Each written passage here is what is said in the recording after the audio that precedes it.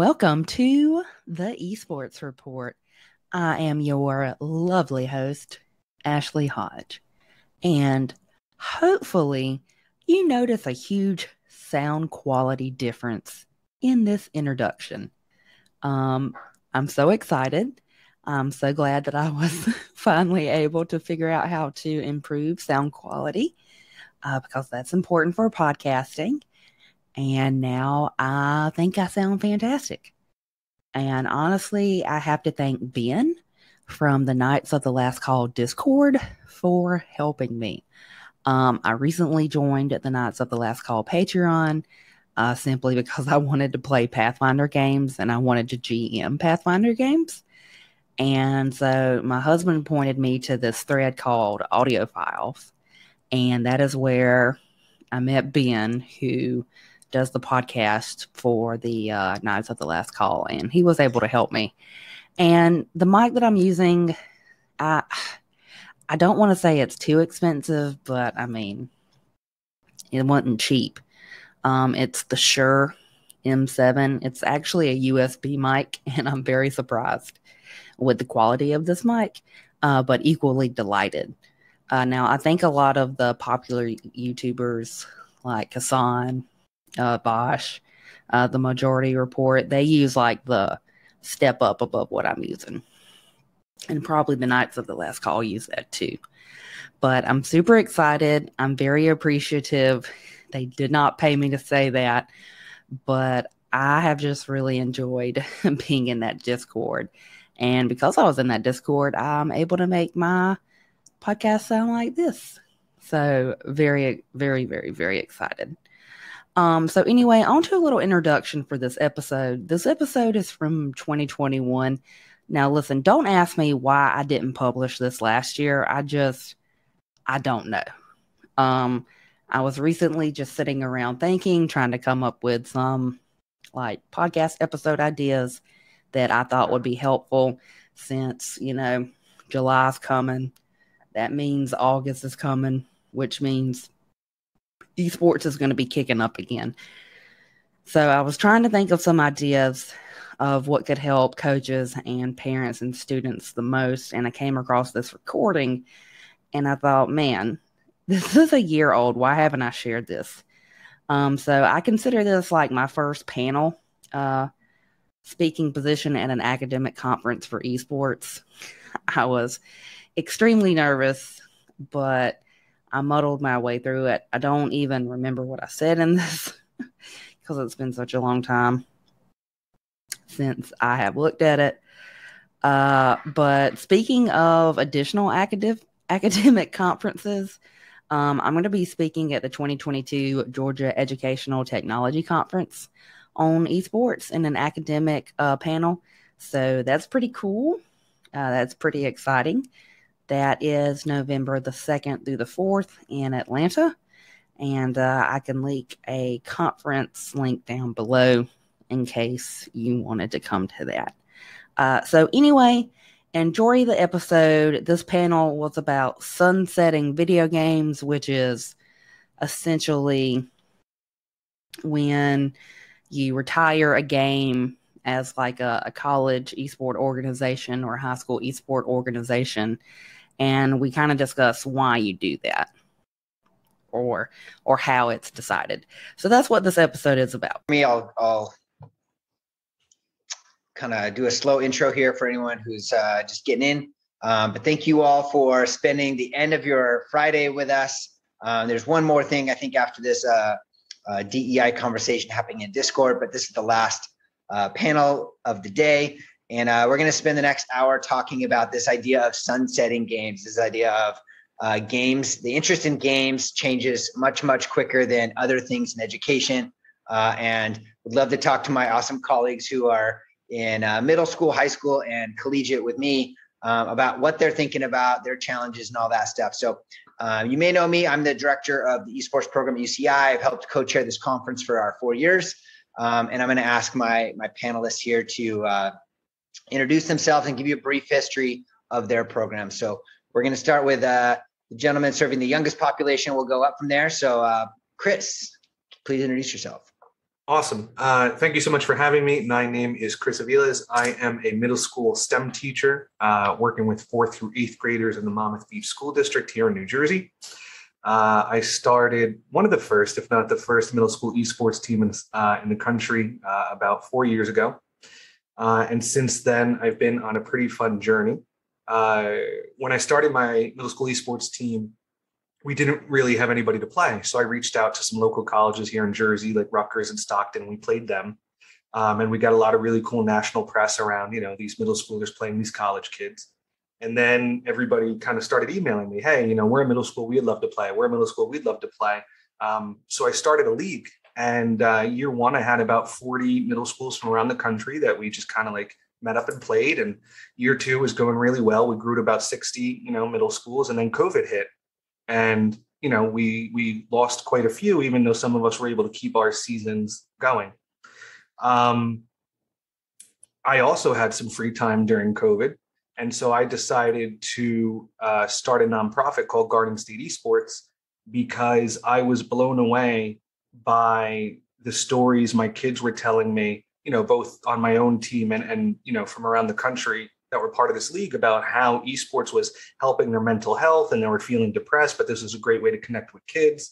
Even though, they weren't in school, they could still, have fun gaming with their friends or making new friends and competing against kids from around the country. And so, through Garden State Esports for the last 2 years, we have grown very quickly. I currently have 130 school districts, which is about a third of the state in my league.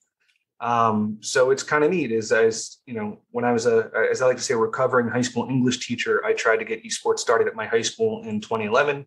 And it wasn't until I left the district and, went to a new one in 2018 that I got the middle school team started.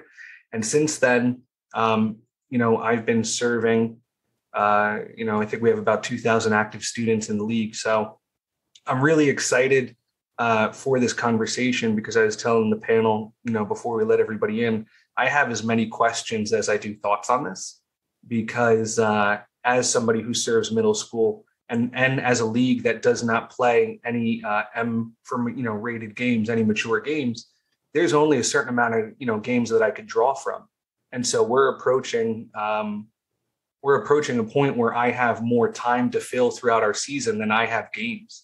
And so I've been exploring a lot of different options. And so I'm excited to, hear from everybody and learn along with everybody.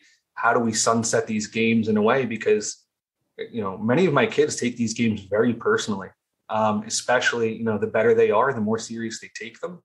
And so making sure that I'm able to provide not just for my students, but for kids in the state of New Jersey, the opportunity to continue to game, in a genre or way that they enjoy is really important to me.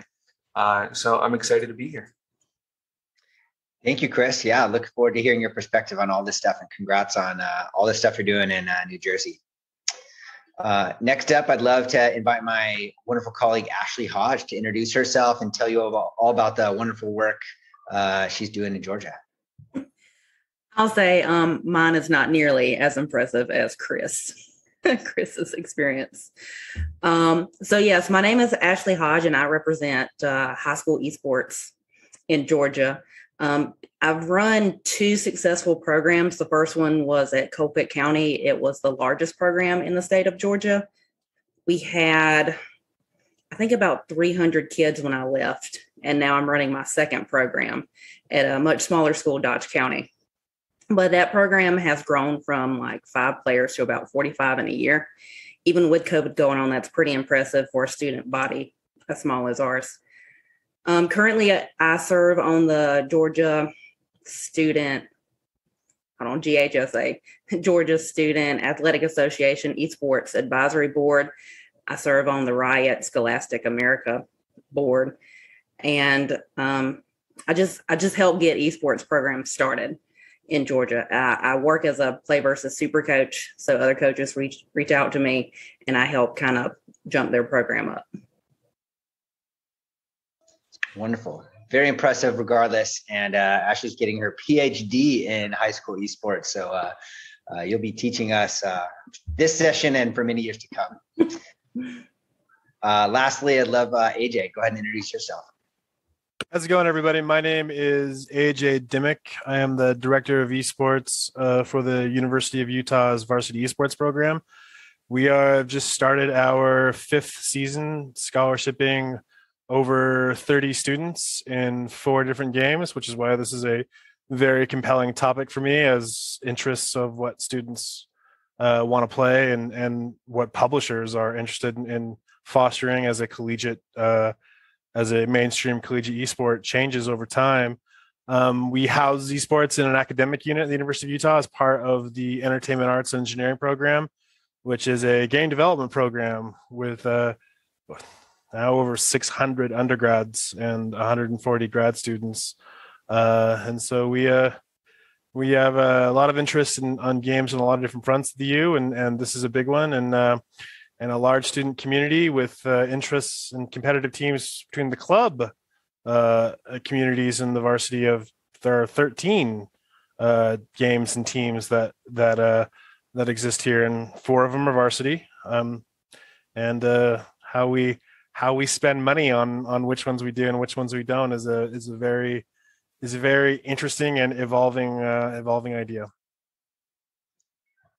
Well, appreciate all those introductions. So we're going to kind of guide us through, I guess, a kind of discussion on why we pick the games we do, how we think, or what factors we consider when thinking about game titles. I know choosing game titles is a very popular question. People are always just curious about how you do it, why you do it, all those things. So let's go in the same order here. I can start us off here, but I'd love for everyone to kind of share what games you currently support at your kind of highest level here, and some of the factors you use when selecting those games. So at UCI this year, and for most of our time, we have done League of Legends and Overwatch, so 2 varsity programs in those 2 games. I think largely it's based on student interest, and I would say just relevance in the kind of larger esports world. We love and need to see well-run leagues that are collegiate. I want to play against colleges.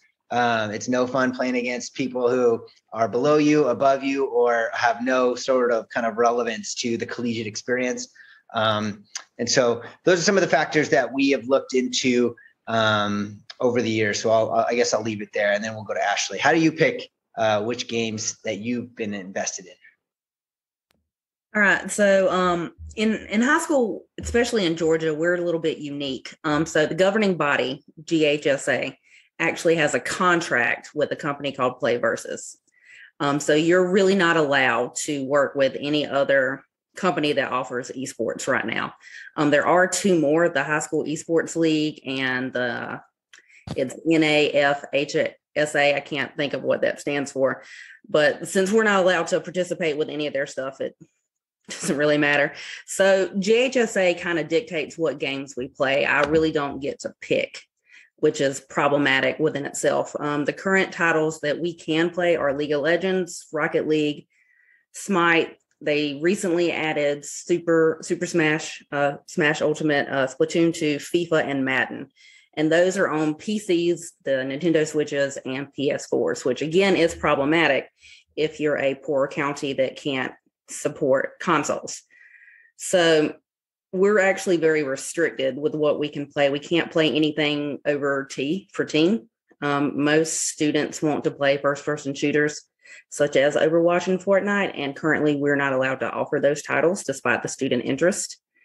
If I did have the freedom to choose games, I would pick what was most popular and what was supported in the collegiate level, because I feel that high school students sometimes are at a disadvantage because they can't properly practice or train for those top tier collegiate programs. Like my students will not be recruited for a Call of Duty collegiate team because we cannot play it, which is a huge issue, which kind of plays into the misconception that violent video games cause violent behavior. As well as I do, there's no proven research that can correlate the 2 of those. And unfortunately, it's still just very pervasive at the high school level. So even now in 2021, when we've had esports since 2017, it's still a problem trying to get people to recognize the importance of esports and the mental, emotional, and physical benefits that they do bring children involved in these programs. And I've researched all of this for my dissertation. So if you want to know about the research, I can give it to you. Oh, that's great. Yeah. Before the call, Ashley was just telling us about her lit review. So if you need facts, hit up Ashley. I realized I said we were going in the same order, and then I totally ignored that. So let's go to Chris next. Chris, you're middle school. You've already shared like you're playing Rocket League, but you got appetite for more. So tell us about the games you're playing and your thought process. Yeah, I mean, it's interesting because, again, not only do I have my own team in my own district to worry about, but I also have to worry about what we're putting out on a state level, right? And so it's interesting. I believe, and I guess it's a personal belief, that M for Mature rated games, Call of Duty, CSGO, stuff like that, doesn't have a place in middle school, high school, scholastic esports, K-12. And that is a value that's reflected in Garden State Esports. That's a value that's reflected, obviously my own teams. But that also then limits, again, like Ashley was saying, what my high school kids are prepared for when they leave Garden State Esports, right? So similarly, I can't imagine many of them would be getting any type of scholarship, from AJ's program, because we don't play them. We don't practice them. We don't connect them with colleges, around those titles. But on the other hand, right, we copy the New Jersey athletic calendar, right? I've coached, football, wrestling, and track here in New Jersey for 15 years. And so I made sure that our esports calendar, starts and stops and follows what folks are used to in New Jersey. And so, currently right now we have Fortnite, Rocket League, Smite, Overwatch, Knockout City is a new addition, which I'm super excited about. League of Legends, Super Smash, Valorant. We have competitive Minecraft. And then, it took me 3 or 4 years to figure this out, Mark. And that's the fact that chess is an esport. And I added chess last year. And it was I was so mad at myself that it took me that long to figure out that we can play chess online, because I have brought in a whole demographic in so many school districts that maybe aren't ready to play the games. But when you say, hey, we're going to play some chess, super excited. So those are the games that we're offering. But again, kind of looking at the big picture, at least statewide, and, I run around with a lot of other nonprofit organizations run by teachers. There's about 16 of us. And by and far, one of the biggest issues we're having is that the MOBA is not popular anymore.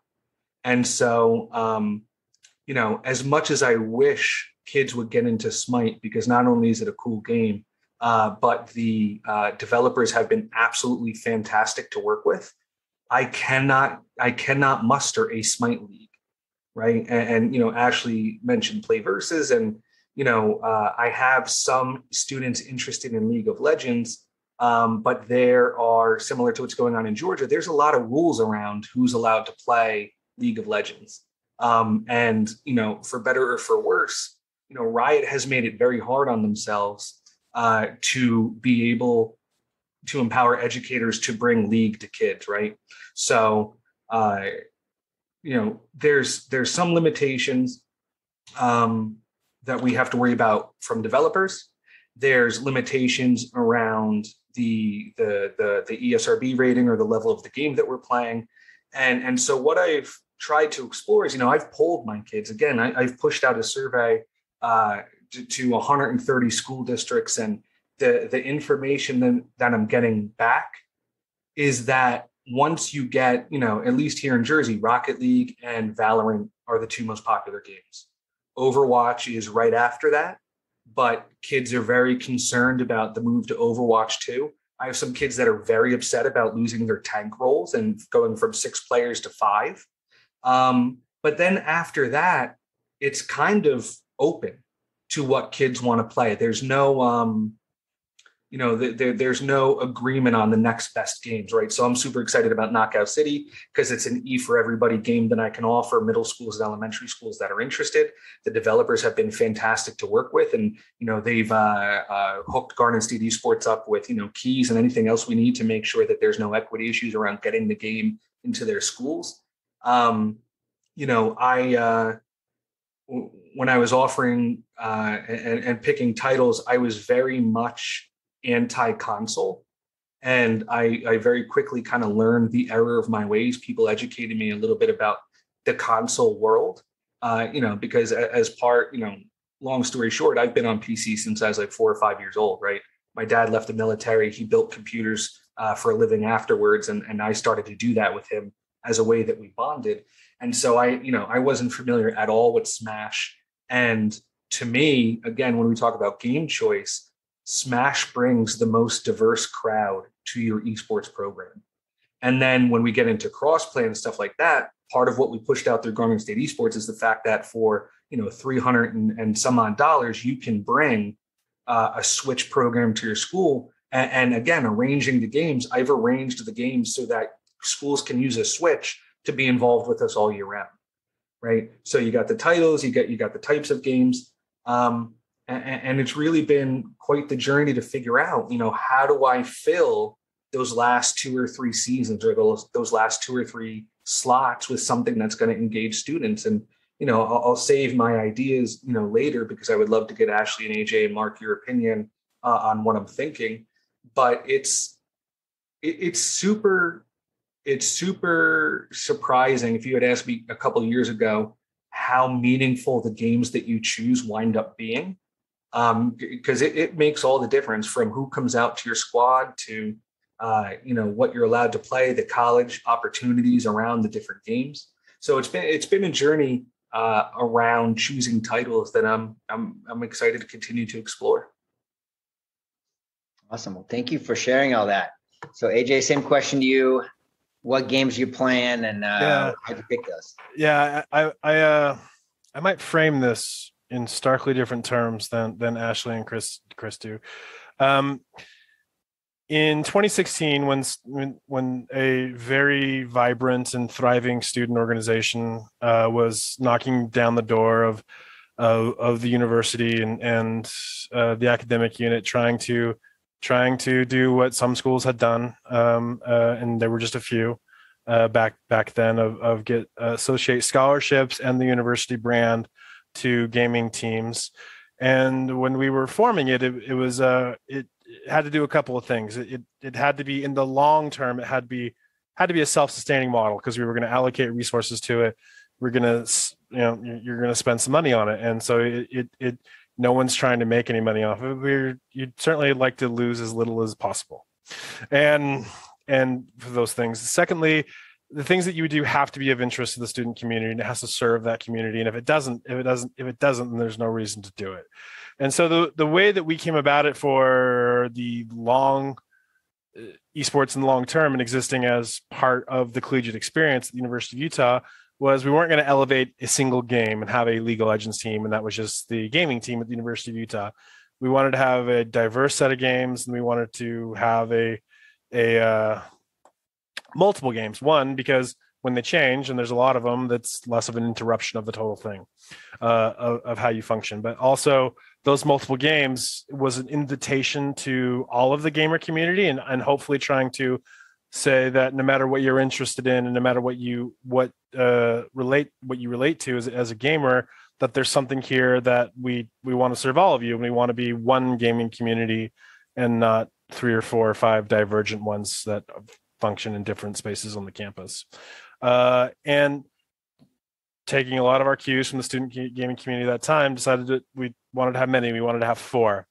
And so at that time in 2016, there were 13 competitive teams functioning at the University of Utah from that student community that were doing it. And so if you're going to, based on a resource restriction, what are you elevating to varsity and why?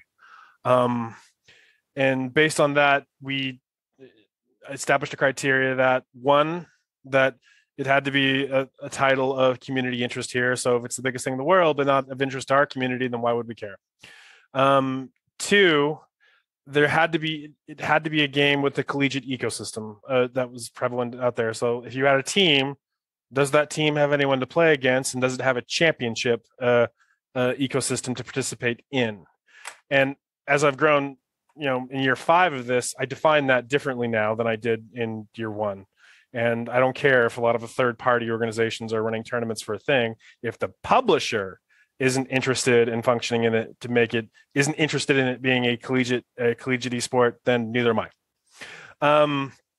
And the third, back then, which is a radically different conversation now than it was back then, is the propriety of the content and part of it was survival when we were introducing that we were institutionally supporting esports and gaming on campus and allocating resources to it.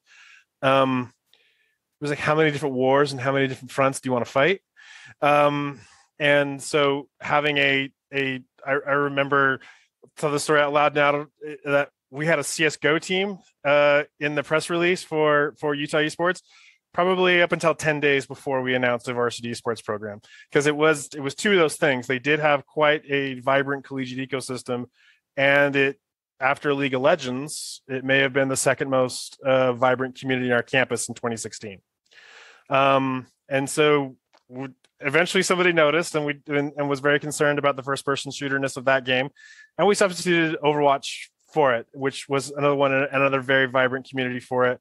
And so we launched collegiate esports at the University of Utah, scholarshiping 34 kids on a League of Legends team, a Overwatch team, a Hearthstone team, which could have filled a room full of 300 students anytime I wanted to in 2016 for Hearthstone, and a Rocket League team. When we did that, we're coming around to almost a full cycle where that generation of student there was here in the 2016-2017 school year are all but entirely gone, and it's an entirely new group of students, and some of those games don't have the same type of relevance that they had to the campus before, and some of the publishers that house the collegiate tournaments for those games aren't as interested in it being a varsity esport in the collegiate ecosystem as they were back then. And it's hard to spend money on things if the publisher itself doesn't want you to spend money on their game. And so it's figuring it out of 5 years later, which boxes that you checked off before are unchecked off now, and which games fill those boxes now. And if they do, how do you transition those things in a way that does justice to the community, does justice to players that have busted their butts for you, that have represented the university well for you, and how do you take money away from one group of kids and give it to another in a good way that everyone, or as many people as possible, are happy with and is the right thing to do? Love that. Appreciate all that context, AJ. So I'm going to get to kind of the meat of the conversation here and lay a little bit more groundwork or context. So at UCI, when we just celebrated our 5-year anniversary, so we're about the same age as AJ here. We are recruiting right now. Applications for UCI Fall 2022 open in November. That means I am recruiting athletes right now who will start in Fall 2022 and then leave 4 or 5 years later. Like in 2026, 2027, or maybe 2025, 2026. Anyways, we're talking 5-year kind of commitment to athletes. And that's kind of the challenge I have, is like, I have not made decisions intentionally about what's happening 5 years down the road. And I'm really nervous to do this right, because I think at the college level, we do have a little bit longer commitment. And with the recruiting process and expectation of scholarships, it may be a little bit trickier. But I'd like to just kind of go through the group here. We'll start with AJ this time, and just kind of, AJ, lay out some of the inertial barriers. So when you think, let's say tomorrow you decide to switch games, you're going to pull the plug of one of your vibrant communities and elevate something else. You don't have extra budget. You have to make a shift. Yeah. Like, tell me about some of the barriers that you're worried about when you talk about going away from one, pulling the plug and going to something else. It's one of the things that when you start out, you don't foresee happening, and it's hard to imagine. And so, like I mean, as the title of this, we're here now talking about it. It's things that we're having to come up on the fly of if you recruit students to come to your school to play a game and to get money for playing those games, how do you, I mean, the game is the easy part. You pull it and give it to another thing. How do you pull money from that kid and those groups of kids in such a way that isn't injurious to him and is respectful to him and respectful for like what a lot of them have done for our brand and have represented us and done such good things and are really good students. And it's interesting. Why are you punishing a kid for a lot of the things that has nothing to do with anything that he's done? And sometimes you have to, because for instance, there's sometimes like games that you can be really good at. And if you had an open tryout, you would have the really good kids that are on the team, but you wouldn't really have much more on the entire campus want to be on that team, really. And so it's very local interest. And so I think one of the things is there needs to be notice and buffer of you can't say we're pulling this game and it's done tomorrow and you're on the thing. There needs to be substantial notice to that player so that you aren't taking away resources from him without him having a long time to figure out what the alternative is going to be. And some of the things we're thinking about, if I was going to pull a game, the only things that I can arrive at that are ethical is telling a kid, there's a year from now, we will stop supporting this game and do these types of things. And you're not going to lose a thing for a long time.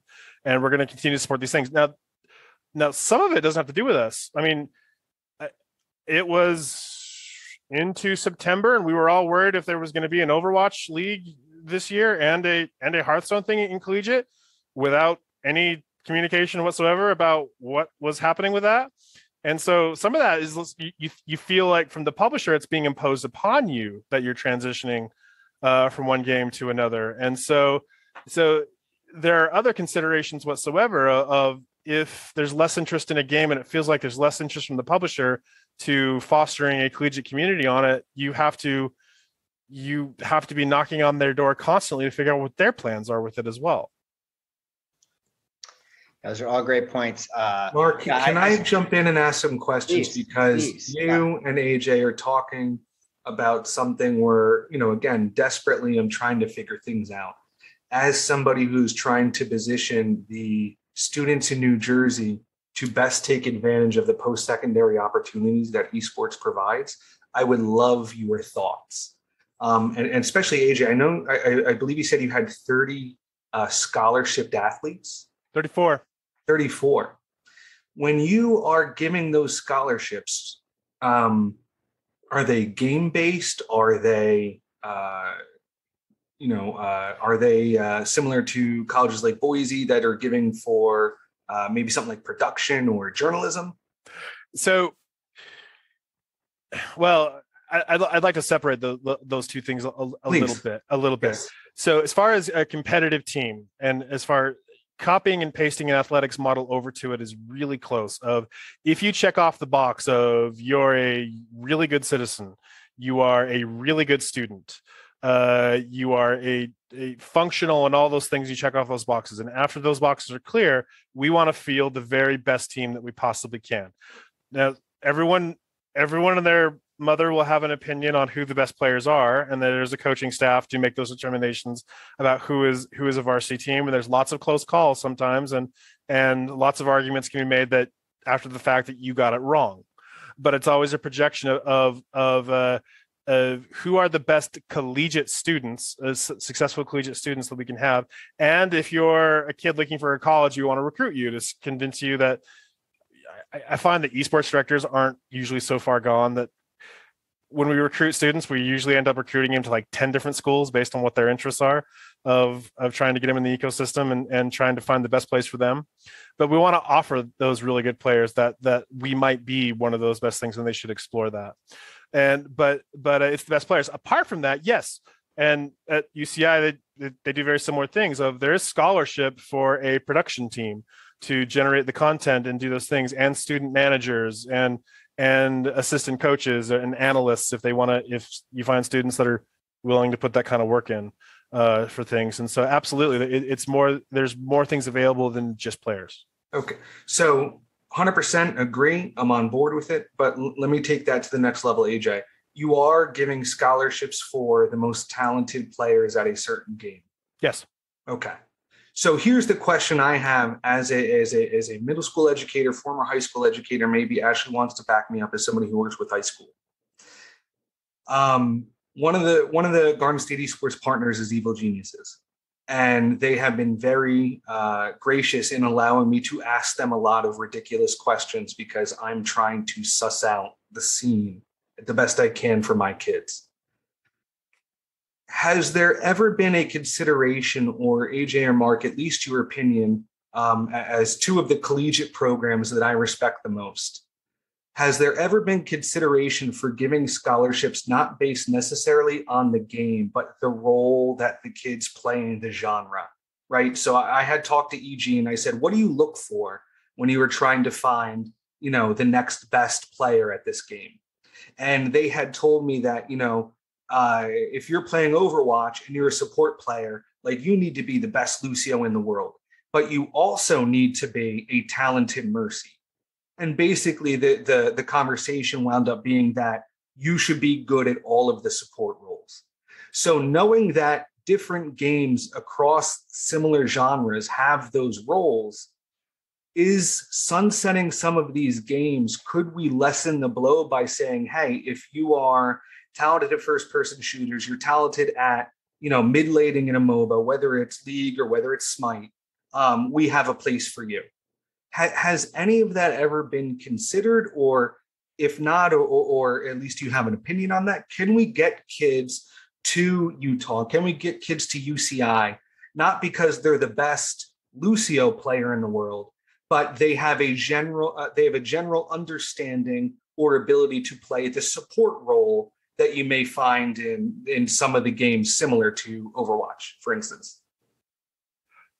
Well, I'll take a first shot at that. Yeah. Please. Yes. I would say largely, we're recruiting students in their junior, senior year of high school, almost always seniors for me, and sometimes even out of the semi-pro or professional scene.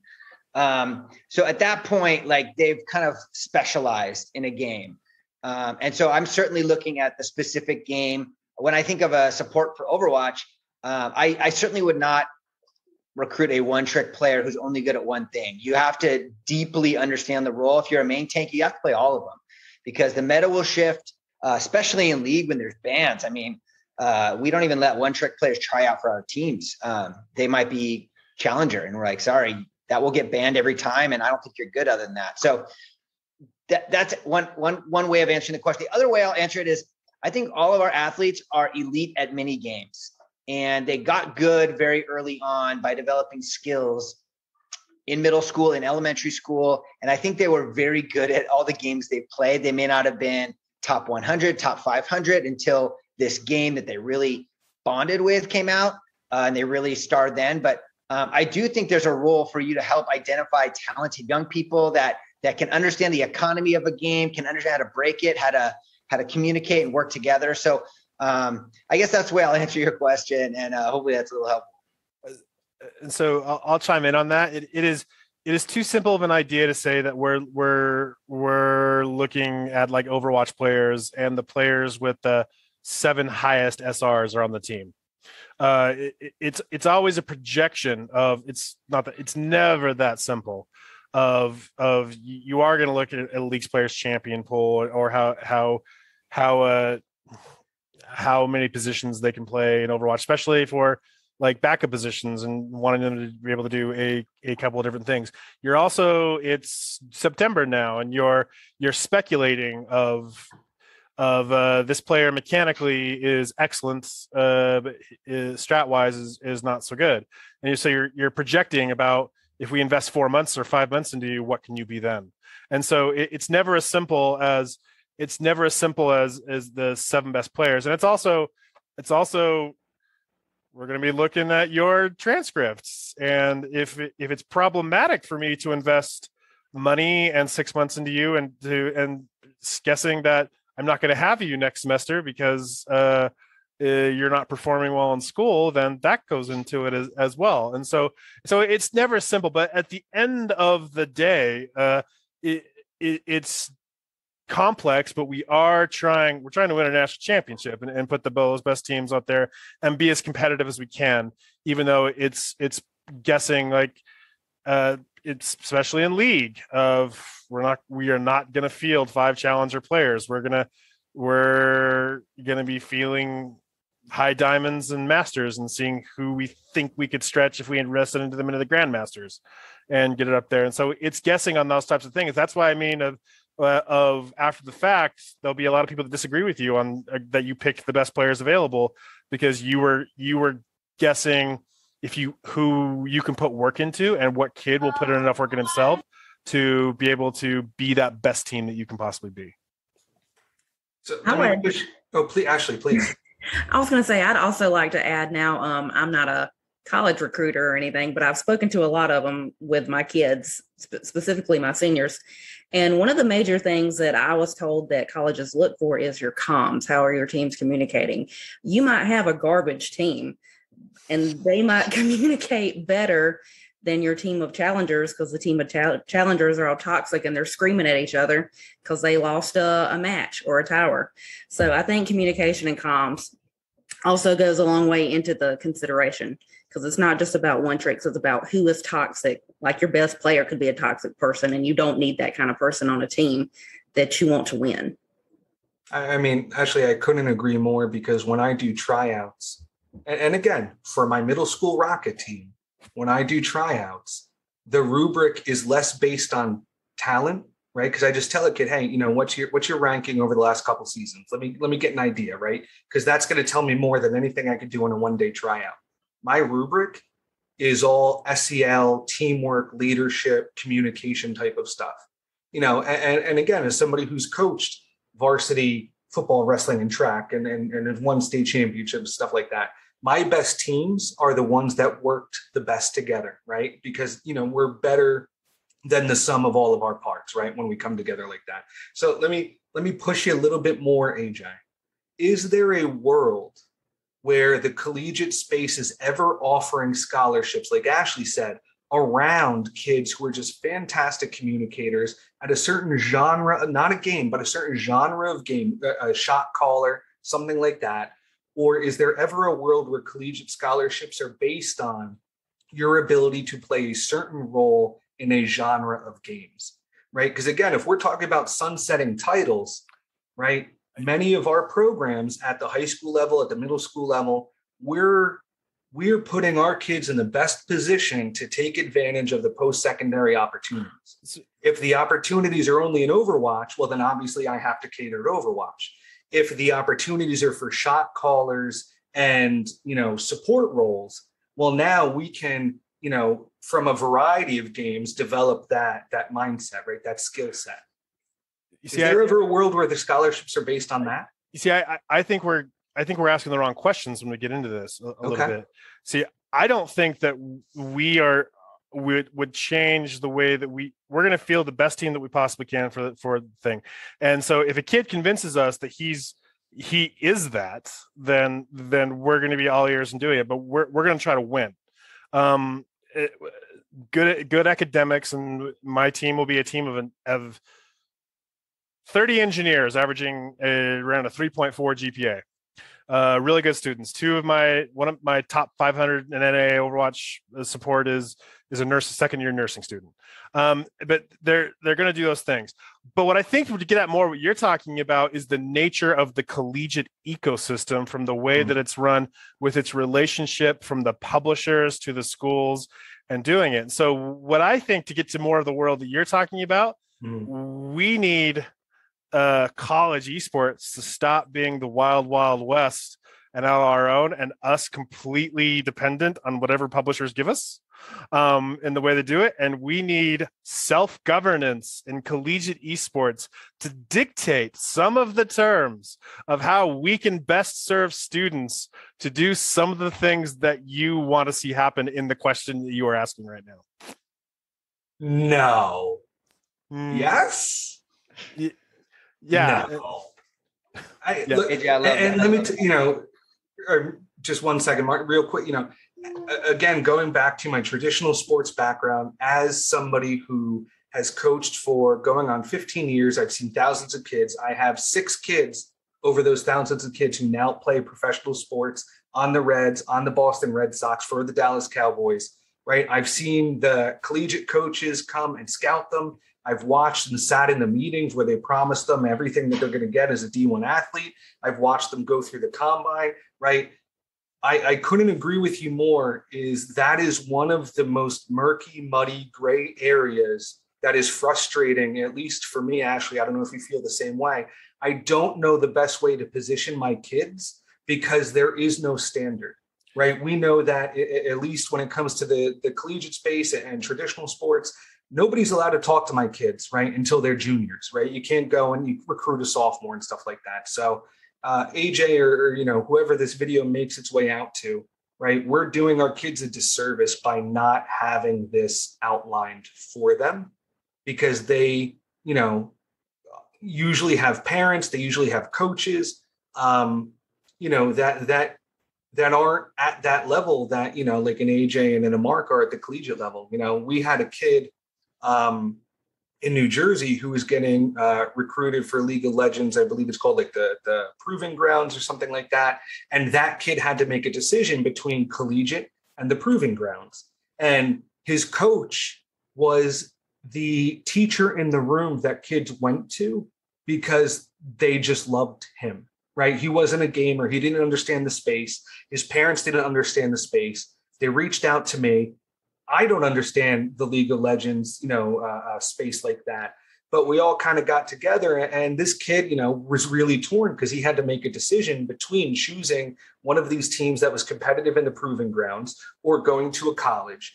And, just to get excited about what you said, AJ, is I don't know if the collegiate scene totally gets the trickle down effect of not having clear standards and guidelines that are having on, honestly, kids down to my level, because I have our state championship Rocket League team for Garnet State Esports is made up the top 0.5%, kids in the world. Our kids are like Grandmaster plus 12 or whatever it is. They beat our high school team and they beat college. Our middle school team beat colleges when they played them. And it's been a lot. Well, to go full circle back to the original topic, this is part of the reason. And when I talk about there's a lot of reasons that colleges might choose to invest resources, spend a lot of money on one game relative to another game, is that the publisher is being easier or harder to work with, or offering an ecosystem for you to better serve your students.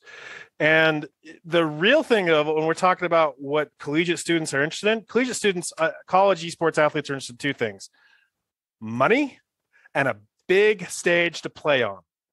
They get the money and a big stage to play on, they will be right there.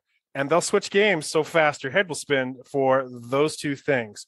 And so when we're talking about sunsetting games, there's a lot of student interest in a particular game, but the publisher can make it really difficult to want to continue to support that game for a lot of different reasons and a lot of the way the ecosystem can work.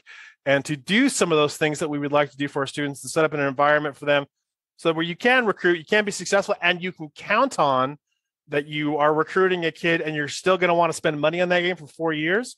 It's nice to know that they want it to be a collegiate thing for the next 4 years when you're doing it. And so it's a long way to get around of, as colleges, we need to be able to pull some more levers on how some of these things works than we currently do. I just want to chime in here and say, Chris, I think I had not really thought about like the trickle down impact. Like I'm selfishly just looking at like my student, do I recruit them for next fall? But I totally think, and I think universities need to own that there is a trickle down effect.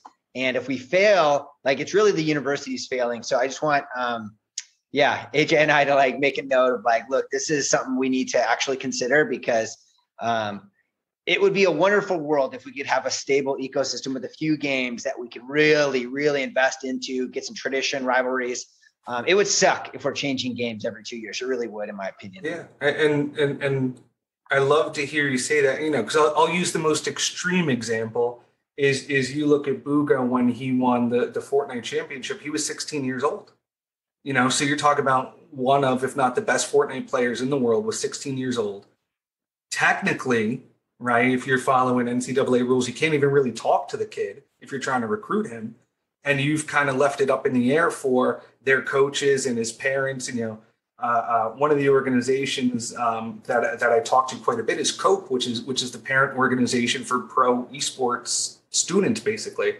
And that organization came together because there are these kids, because one of the wonderful things, like I mentioned earlier, is our middle school team beat our high school state champions, right? Age isn't necessarily a indicator of talent, right? So we have some seriously talented middle school kids. How can I best prepare my kids for these opportunities if I just don't know what's going on? And that's why I was curious, has this ever, been considered from a genre standpoint? And Mark, I don't know if you want to rein me in and change the topic, or if you want me to pose my next question, which is, in the same vein that we're going down, is understanding, how the collegiate space is making their decisions and how they're choosing their games. Because again, that trickle down effect for people like Ashley and myself is significant. I oversee a third of the schools in New Jersey, and I have a very hard time talking to parents who have talented kids saying, well, how do I get a scholarship? Well, first of all, their hearts are broken when they realize the average scholarship is like $3,500. They think there's full rides out there, which is very rare. But then I also have to kind of say, what do I have to do, or how do we get recruited? Outside of these for-profits who are more interested in monetizing our kids, putting on these collegiate showcases, how am I supposed to connect my best kids with Mark Deppie? How am I supposed to connect my best kids with AJ? Where are these kids looking? Especially like Ashley mentioned, they're handcuffed by playing in and offering only what PlayVS has. So, to me, as somebody who is trying to, again, elevate kids, this is why I was excited to be on the panel, not just to share, what little knowledge I've scraped together. I get to pick your brains because I'm going to go back and I'm going to educate my coaches who are going to educate their kids and their parents. Because I think these are the conversations, AJ, like you mentioned, like we need to move past this Wild West thing. We need to start to figure out, like, this is the pathway, this is the roadmap for successful programs, for talented kids to take their skills to the next level. And I would agree with that, because I would say two of my main concerns as a high school esports coach is a predatory behavior towards children. In part of my literature review for my research, a lot of for-profit organizations will contact coaches, and coaches who don't know any better may think that this is a great opportunity, and you've just handed your kid over and the parents over to this corporation. They sign some agreement they don't understand, and suddenly they're locked into this contract that they can't get out of. Yes. Well, that's I can't agree more with what you just said. The predatory behavior by these for-profits who are promising college scholarship and getting you in front of UCI and getting you in front of Utah. It's ridiculous, to be honest, the amount of emails that I get. And similar to Ash, what Ashley's talking about, more than half of the coaches in Garden State Esports do not identify as gamers. They have never played a game in their life. Again, they're the teacher in the room that kids went to because they love them, right? And that teacher said, I will be the body in the room so you can have this esports team, but I know nothing about it. I think the absence of self-governance in collegiate esports for us to do anything, there's a few things that you have to be committed to. Of one, when you self-govern, you have to be game agnostic. You can't pick winners and losers amongst the games. But you also, as negotiating with properties that belong to publishers, you have to create the construct that you want in that self-governance and be willing to walk from any game and say, we're not getting what we need to from you, so your game is not the one being played. We're going to take it somewhere else, and that's the big leap to make with this thing. That is the big one of all my kids want to play League of Legends or whatever, and going, well, despite that, I didn't hear what I wanted to in the publisher. So from the publisher, and so we can't make it self-sustaining here or do it. So we are, despite you being interested in that, we are investing money in this other thing because in the long term, we think we can make a better ecosystem with it. But I will say this, and it is the overriding concern with collegiate esports. The second time, and esports directors were a little irrelevant.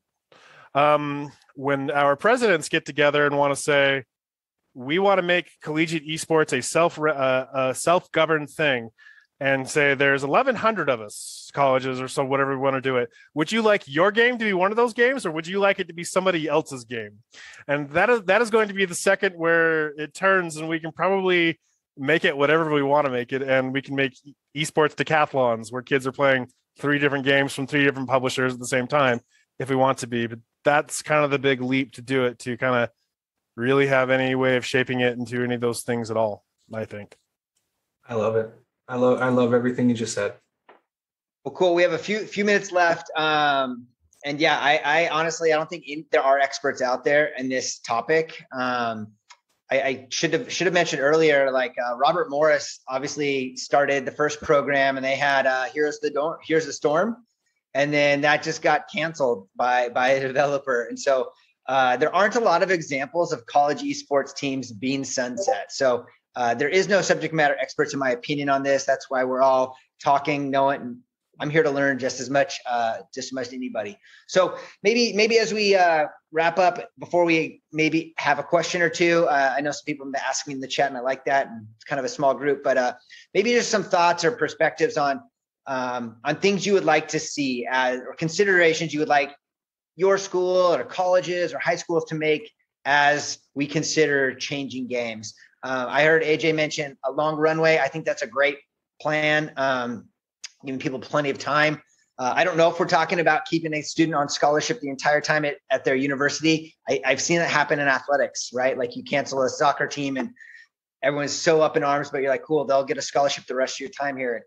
That just feels really like a heavy lift for these tiny esports programs right now. So I don't know if we're going there, but I think at minimum, a long runway, as much as we can give them at least a year, seems like a good place to start. So that's my contribution, but I'd love to hear what other people think in terms of what considerations should be made as we look at moving games.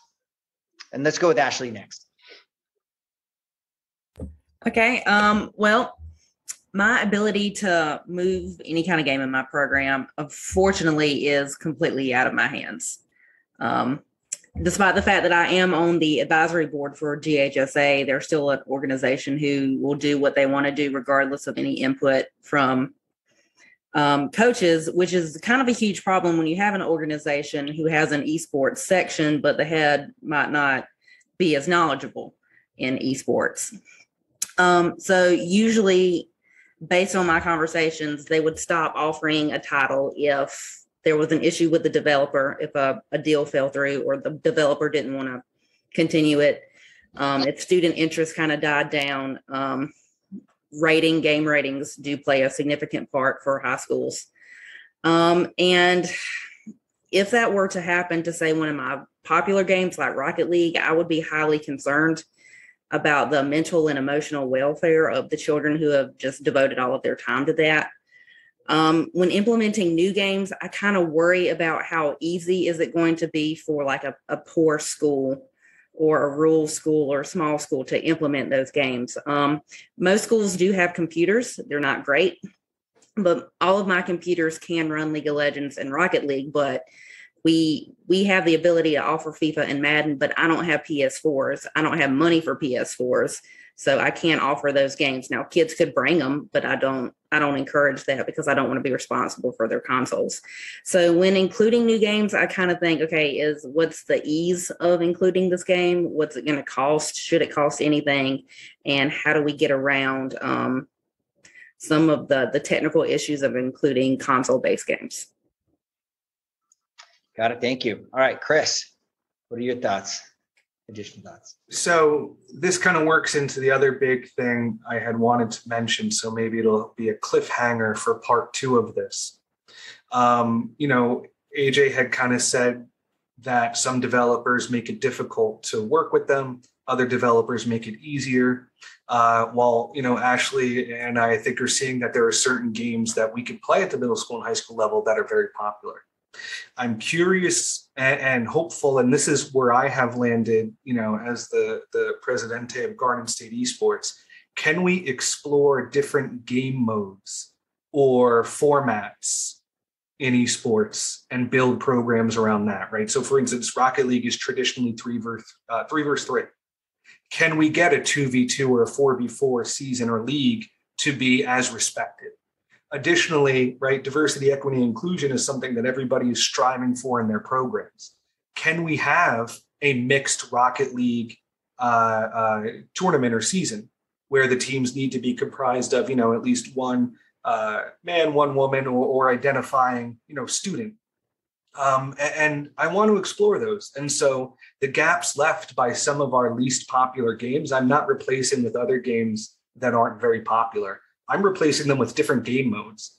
I've seen some leagues are messing around with this idea of, a Sadie Hawkins tournament where it has to be, again, one girl, one guy, or identifying. I don't love the name, but I kind of love the idea. And one of the partners we have at Garden State Esports is the Key organization, who is fantastic. And, I've tapped into a lot of diverse perspectives. And I kind of have said, how do we feel about an all-girls league? How do we feel about a mixed league? What are the benefits, the pros, the cons? How do I do it correctly?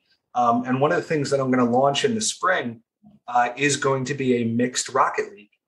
And I'm hoping that brings out, more diversity to the space. But I'm hoping that those developers who are doing the right thing, those developers that are supporting the scene, can we mess around with game modes? Can we mess around with formats? And maybe that's where the pressure comes when those developers, don't fulfill what we want them to do for, what's best for our students. So I'm curious about that, game modes and formats. Okay. Well, cool. AJ, we have about 30 seconds left. Close us out here. What would you like to see as we all try to move on from other titles? So the biggest thing as we invest in titles is our student community very interested in those things, and that's the biggest criteria that we wanted to explore. But secondly, as we invest money and write checks for games, it has to be not only is a publisher interested in fostering it as a championship collegiate esport now, but we got to start knowing what their plans are 1, 2, 3, 4, 5 years down the road with it as well. And we definitely want to work with the people that want to see their game be a collegiate championship esport. And if not, we got to start figuring out who else is out there that does. Okay. Well, everybody, I really appreciate your time. This is an interesting topic. I haven't really seen anybody talking about it. So let this be the beginning of hopefully a robust discussion out in our kind of ecosystem. And I really appreciate everybody, because I definitely feel like I learned how much collegiate impacts things below us. I should have seen that, obviously. But that's interesting to know, and an extra burden I will feel as we try to make these decisions. So I want to thank you all. Next up, there's a DEI conversation happening in Discord. I welcome everyone to hop into that. At 6 o'clock, we have our Valorant Invitational. Sadly, UCI is already knocked out of it, but we'll see who wins that and takes home the prize today. So thank you all very much, and have a great rest of your week. Hi, everybody. Hi, thank you. All righty, well, that's the episode. I hope you found it interesting. I was very honored to have been invited to the UCI Esports Conference. Maybe I'll get invited again this year. Who knows? As my esports academic career continues to grow, which is pretty exciting. Honestly, when I started playing video games when I was a kid, I did not expect that I would be in the position that I'm in today. So I'm very grateful for everybody who helped me get here. I'm grateful for all the friends that I've made along the way. And I'm grateful for all of you listeners. I really do hope that you're getting some good information out of this podcast. It's helping you with your program. And as always, I would really like it if anybody would like to reach out to us at the Esports Report to come on as a guest. and talk about you and your program, or maybe a topic in esports that's important to you. So again, if you want to reach out to us, we're on Facebook, we're on Twitter, and you can always email us at the esportsreporths@gmail.com. Thank you, and I hope you have a lovely day.